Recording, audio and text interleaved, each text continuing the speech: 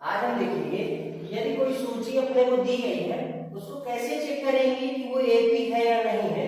यदि एपी है उस एपी का प्रथम पद और सर्वांतर ज्ञात करना सीखेंगे।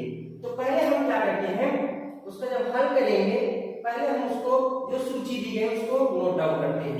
5, 8, 11, 14 ये हमको सूची दी गई है। हमको इसे चेक करना है कि एपी है कि नहीं है। कोई भी सूची तभी एपी होगी जब उसका सर्वांतर बराबर होना चाहिए। अब सर्वांतर क्या होता है, D बराबर A2 माइनस A1। मतलब सर्वांतर निकालने के लिए हमेशा जो बाद वाला पद है उससे पहले वाले पद को आप हटा दीजिए। बाद वाला पद A2 है 8 और पहला पद क्या मिलेगा आपको 5। A2 में A1 को आप घटा रहे हैं, कितना मिल रहा है आपको 8 में 5 गया तो 3। हमने एक बार सर्वांतर निकाल के देखा कि 3 आया, लेकिन हम पहला सर्वांतर चेक करने के बाद आप नहीं कह सकते कि यह सूची है, सूची एपी है, क्योंकि आपको सर्वांतर इसकी हर जगह का बराबर मिलना चाहिए। जैसे अगर 5 और 8 में अंतर 3 का है तो 8 और 3 में भी अंतर कितना, 8 और 11 में भी अंतर कितने होना चाहिए 3 का, और 11 और 14 में भी अंतर कितने होना चाहिए 3 का। तो हम देख रहे हैं दोबारा एक बार सर्वांतर निकालकर इस बार A3 में से A2 को घटा लीजिए। A3 कितना है 11 है, A2 की वैल्यू कितनी है 8 है, 11 में 8 है गए तो कितना आ गया 3। इसमें इसको घटा दिए तो 3 मिल गया। हमें देखो कि दोनों बार जब हमने जो सर्वांतर निकाला हमें दोनों बार सर्वांतर बराबर मिल रहा है। इस बार भी D का मान 3 आया और इस बार भी D का मान 3 आया। तो हम लिखेंगे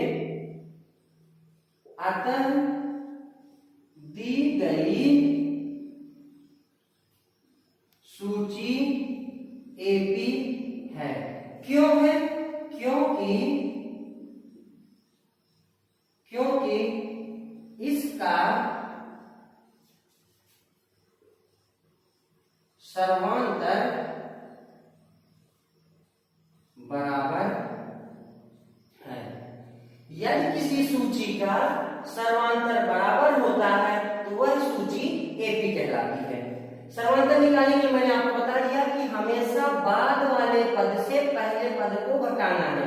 जैसे बाद वाला पद A2 तो उसके पहले A1 है, A3 के पहले A2 है, A4 के पहले A3 है। इसी तरह हमने 2 बार D निकाला, दोनों बार जब D का मान बराबर है, D मतलब सर्वांतर, D का मान बराबर आया 3 3 तो वो लिख दे अतः दी गई सूची एपी क्योंकि इसका सर्वांतर बराबर है।